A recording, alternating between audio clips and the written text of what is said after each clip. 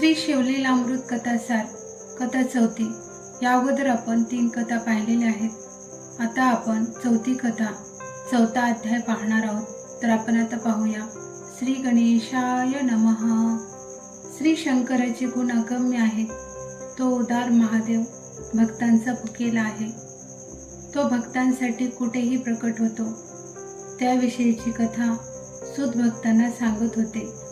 पूर्वी राजा विमर्शन किरात देशात राज्य करत होता. राजा अतिशय शूर होता.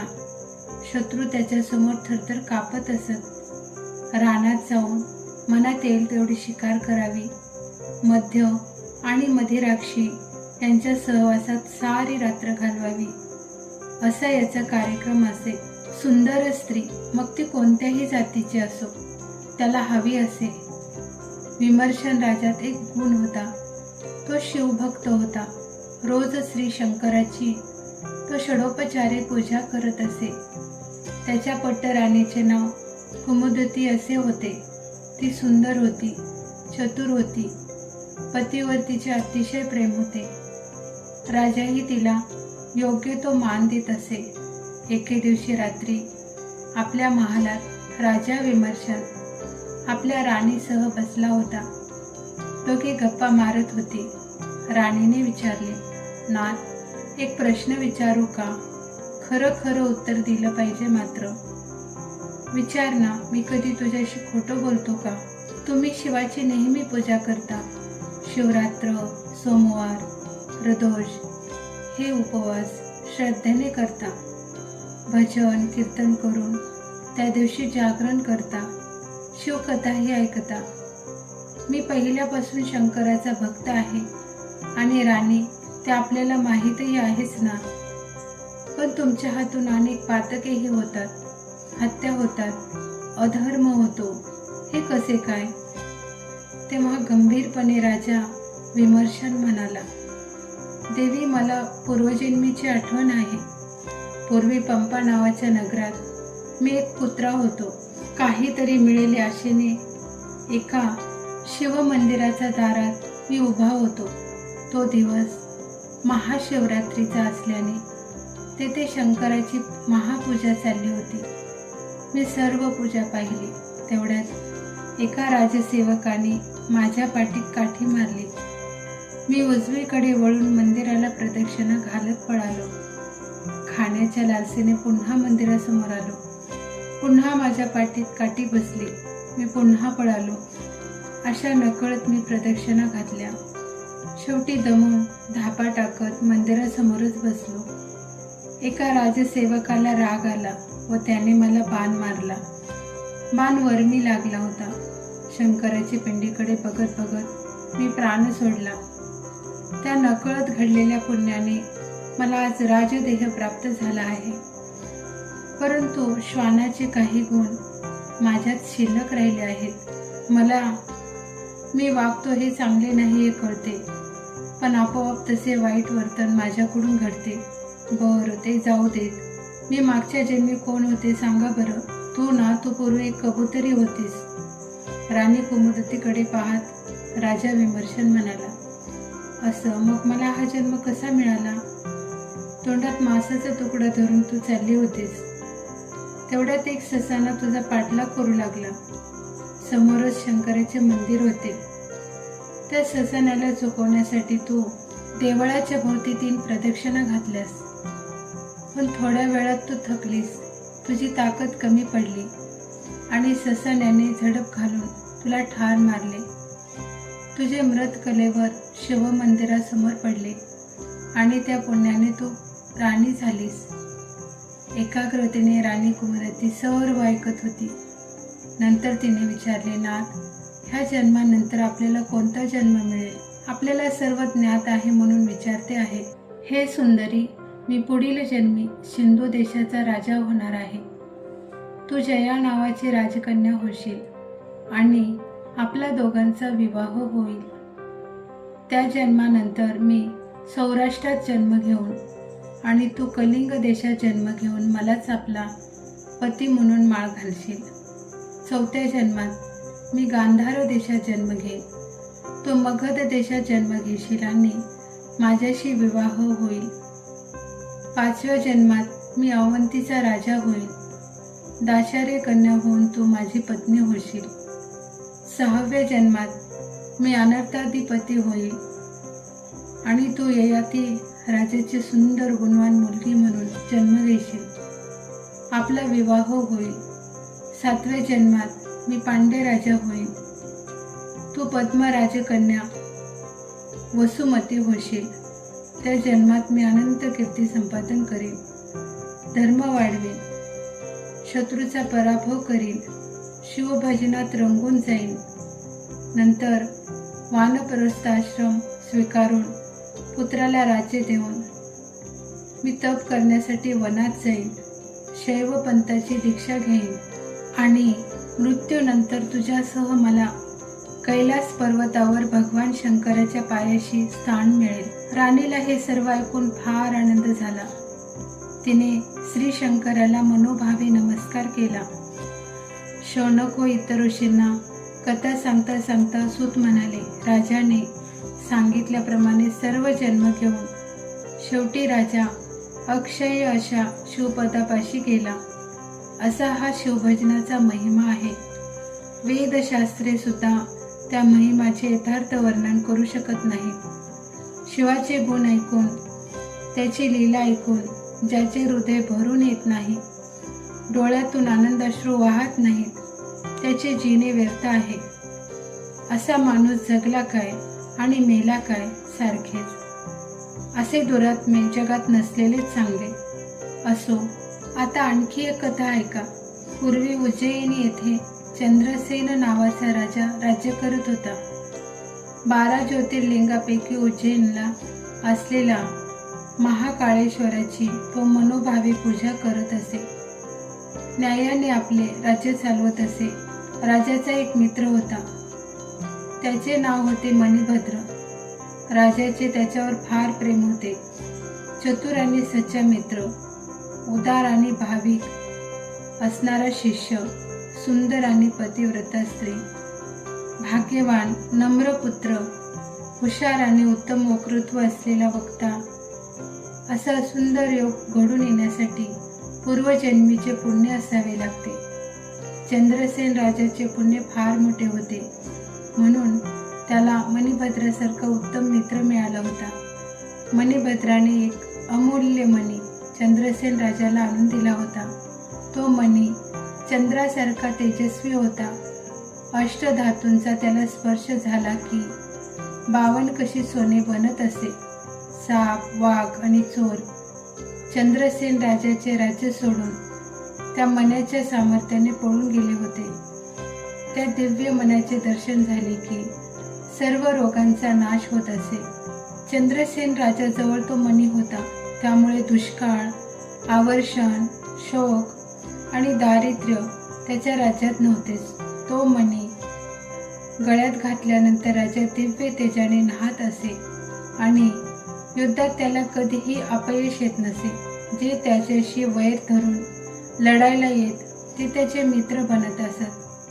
राजाचे आयुष्य, आरोग्य आणि ऐश्वर्य दिवसेंदिवस वाढत चालले होते. चंद्रसेन राजा 64 विद्या आणि कला यांच्यात निपुण होता. तो नेहमी शिवभजनात दंग झालेला असे. तो अतिशय चतुर होता. ऐश्वर्यात राहूनही कमलपत्राप्रमाणे अलिप्त होता. वैराग्य सरोवरातील तपस्व्याप्रमाणे त्याचे जीवन निर्मळ होते. तो ज्ञानी झाला होता आणि चंद्रसेन राजाचे हे वैभव पाहून पृथ्वीवरचे इतर राजे त्याचा द्वेष करत होते, त्याच्या भाग्याचा हेवा करत होते.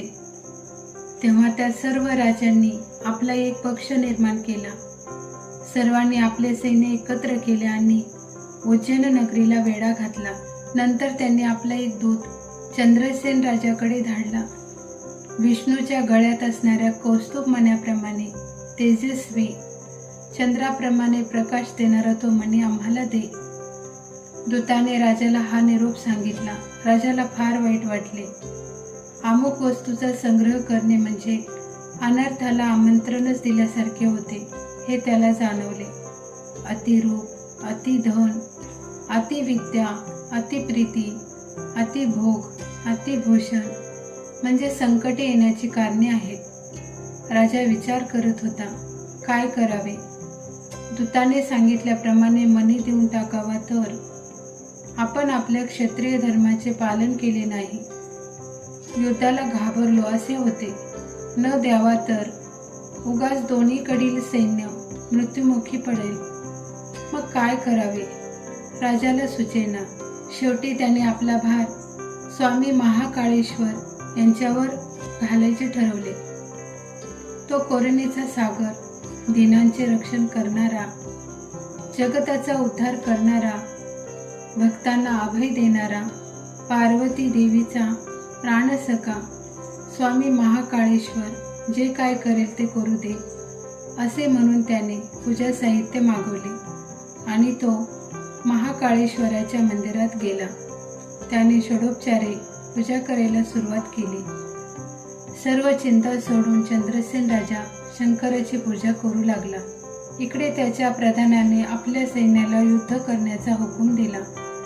हर हर महादेव अशी गर्जना करीत सैन्य बाहेर पडले. घनघोर युद्ध सुरू झाले. तोफांचा आवाज, तलवारींचा खणखणाट, घोड्यांच्या टापांचा आवाज सर्व वातावरणात भरला होता. राजा चंद्रसेन मात्र शंकराचे ध्यान करत स्वस्थ बसला होता. महाकाळेश्वरावर त्याचा पूर्ण विश्वास होता. देवळाच्या दारात मंगलवाद्य वाजत होती. अनेक नागरिक राजाची पूजा बघत उभे होते. एका कोपऱ्यात गवळीवाड्यातील एक तरुण विधवा स्त्री आपल्या 6 वर्षाच्या मुलाला कडेवर घेऊन पूजा बघत उभी होती. तिच्या कडेवरचा छोटा मुलगा राजाकडे टक लावून पाहत होता. जरा वेळ थांबून घरी काम पडले असल्याने ती गोपस्त्री घरी आली. मुलाला खेळायला सोडून ती घरातले काम भराभरा आटपू लागली. बाळाने शंकराच्या लिंगासारखा दिसणारा एक दगड शोधला. मातीचा ढीग करून त्यावर त्याने तो दगड शिवप्रतिमा म्हणून स्थापन केला. बिचारा एकटाच खेळत होता. लहान लहान दगड त्याने वेचून आणून जवळ ठेवले आणि राजाप्रमाणे पद्मासन घालून बसला. राजा कशी पूजा करत होता ते आठवून तो पूजा करू लागला. त्याच्या जवळ धूप, दीप, नैवेद्य, पंचामृत हे काहीच नव्हते. त्याऐवजी तो छोटे दगड वाहत होता. शेजारीच गवतात उगवलेली रानटी फुले आणून त्याने शंकराला वाहिली. मंत्र, ध्यान, आसन यापैकी त्याला काहीच ठाऊक नव्हते. पण तो जी पूजा करत होता ती अगदी मनापासून करत होता. शेवटी डोळे झाकून त्याने ध्यान सुरू केले. सांब सदाशिव, सांब सदाशिव असा जप सुरू केला. इकडे त्याच्या आईचा स्वयंपाक तयार झाला होता. ती त्याला जेवायला हाक मारत होती. पण हा बाळ शंकराचे स्मरण करण्यात दंग झाला होता. त्याला हाक ऐकूच आली नाही. तेव्हा ती गोपस्त्री रागारागाने घराबाहेर आली. बघते तो बाळ मातीच्या ढिगासमोर हात जोडून बसला आहे. बाळा, हे काय नवीन खूळ काढलेस आज? चल बरं पाहू जेवायला, मला दुसरी कामे आहेत, चल उठ. पण बाळ जागेवरून हलला नाही. तेव्हा त्या स्त्रीला राग आला व तिने त्याची पूजा उधळून टाकली. त्याला 2 रट्टे दिले आणि केस धरून त्याचे डोके हलवत ती म्हणाली, हे वेडा, चल पाहू घरात. बाळाने डोळे उघडून पाहिले. आपल्या समोरची आपण केलेली पूजा उधळली गेली आहे. हे लक्षात येताच त्याला फार फार दुःख झाले. तो बेशुद्ध पडला. हे सारे बाळाचे ढोंग आहे असेच आईला वाटले. त्यामुळे त्याच्याकडे लक्ष न देता त्याला शिव्या देत ती घरात गेली. जेवण घेतले आणि फाटकी गोधडी पांघरून गवताच्या बिछाण्यावर झोपली. इकडे पूजा उधळल्यामुळे बाळ शंकराच्या नावाचा जप करत करत रडत होता. त्याच्या निष्पाप आणि निर्मळ भक्तीने शंकर प्रसन्न झाले. त्याबरोबर ज्या गवताच्या झोपडीत तो बसला होता ते रत्नाने मडवलेले सुंदर शिव मंदिर बनले. वर कळस हिऱ्या माणकाच्या तेजाने झगमगत होता. 4 दारे सोन्याची होती. रत्नाची कलाकुसर केलेली होती. मध्ये स्फटिकाचे शुभ्र शिवलिंग होते. चंद्रापेक्षाही त्याचे तेज जास्त होते. बाळाने डोळे उघडून पाहिले तर सुवर्णाच्या तबकात पूजेची जय्यत तयारी करून ठेवली होती. बाळ आनंदाने नाचू लागला. त्याने विधियुक्त पूजा केली, फुले वाहिली, बेल वाहिला आणि ओम नमः शिवाय म्हणत बाळ नृत्य करू लागला. शंकराने प्रसन्न होऊन बाळाला म्हटले, बाळा, मी प्रसन्न झालो आहे. काय हवे असेल ते माग. शंकरांना नम्रपणे प्रणाम करून बाळ म्हणाला, माझ्या आईने तुझी पूजा उधळून टाकली म्हणून तिच्यावर रागू नकोस, तिला क्षमा कर. तथास्तु, शंकर म्हणाले. पण देवा, जरा थांब, मी आईला तुझ्या दर्शनाला घेऊन येतो. असे म्हणून बाळ आपल्या झोपडीकडे पळाला. पण आता घर त्यालाच ओळखू आले नाही. श्रीमंताच्या महालासारखे त्याचे घर सजले होते, तर सुशोभित मंचकावर त्याची आई झोपली होती. बाळाने आईला उठवले. ती गोपस्त्री जागी होऊन पाहते तर भोवती राजमहल. तिने समोरच्या आरशात नजर टाकली. तिचे मूळ रूप जाऊन ती पद्मिनीसारखी सुंदर स्त्री बनली होती. अंगखांद्यावर सुवर्णाचे रत्नाचे अलंकार झळकत होते. ती आश्चर्यचकित झाली होती. बाळाने आईचा हात धरला व तिला ओढत तो म्हणाला, आई, शंकराच्या दर्शनाला चल ना ग. बाळाला उचलून हृदयाशी धरत ती गोपस्त्री बाहेर आली. तिने शंकराचे दर्शन घेतले आणि ही बातमी राजाला सांगण्यासाठी ती राजवाड्यात धावत गेली. तिची हकीकत ऐकून राजाही आश्चर्यचकित झाला. सगळीकडे बातमी वाऱ्यासारखी पसरली. नागरिकांची गर्दी बाळाला पाहायला जमू लागली. ही बातमी बाहेर लढणाऱ्या शत्रूंनाही कळली. त्याबरोबर त्यांनी हातातली शस्त्रे खाली ठेवली आणि निरोप पाठवला, ज्या गोप बाळाला कैलासनाथ शंकर प्रसन्न झाले आहेत, त्या बाळाला पाहायची आमची इच्छा आहे. आम्ही वैर सोडले आहे. आम्हाला मित्र म्हणून आपल्या नगरीत येऊ द्या. राजा चंद्रसेनाला हा निरोप समजला आणि स्वामी महाकाळेश्वराने आपले संकट निवारण केले आहे याची त्याला जाणीव झाली. कैलासनाथाला प्रणाम करून राजा चंद्रसेन प्रधानाबरोबर सर्व राजांचे स्वागत करायला वेशी बाहेर आला. सर्वांचे कुशल विचारून सर्वांचा योग्य सन्मान करून मोठ्या आदराने त्यांच्यासह राजाने वाजत गाजत नगरीत प्रवेश केला.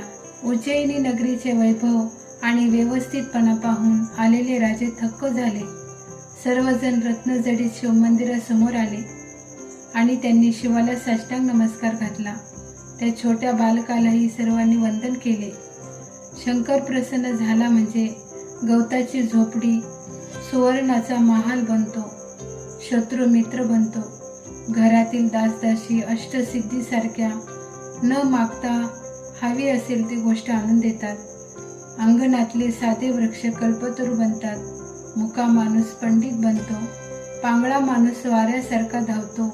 जन्मांध माणूस रत्नांची परीक्षा करतो. मूर्ख माणूस उत्तम वक्ता होतो. गरीबाच्या घरी भाग्यलक्ष्मी येते. प्रयत्न न करता चिंतामणी हातात येतो. त्रिभुवनात कीर्ती पसरते. राजे मांडलिक बनतात. जेथे जेथे खणाल तेथे धनाच्या राशी सापडतात. फारसा अभ्यास न करता वेदांचे सार लक्षात येते. असा हा शिवमहिमा आहे. शंकर प्रसन्न झाला की कशालाच तोटा नाही. चंद्रसेन राजाची आणि गोप बाळाची सर्वजण स्तुती करत होते.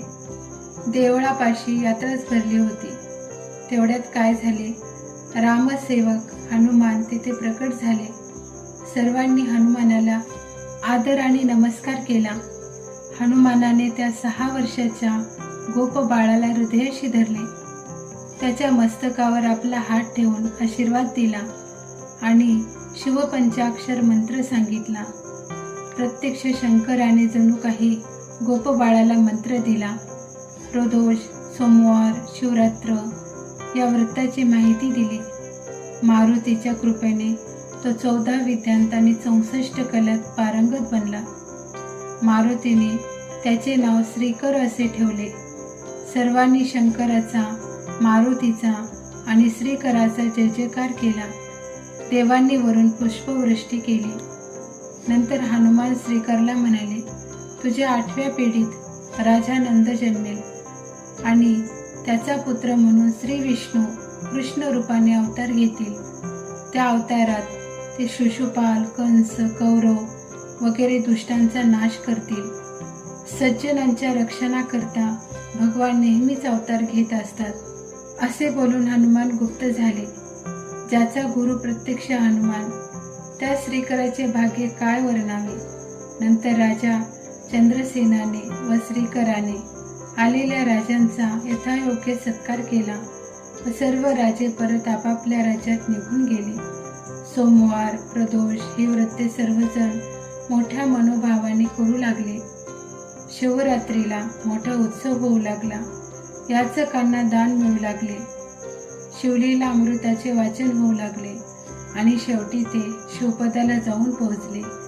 हा अध्याय जो कोणी वाचतील त्यांना संपत्ती भरपूर मिळेल, उत्तम आरोग्य लाभेल, आयुष्य वाढेल. शिवाच्या चरणापाशी ज्याची भक्ती आहे त्याला संकटे त्रास देत नाही. जे शिवनिंदा करतात त्यांना महानरकात जावे लागते. विष्णूची किंवा शंकराची निंदा करणाऱ्याला यम फार छळतो.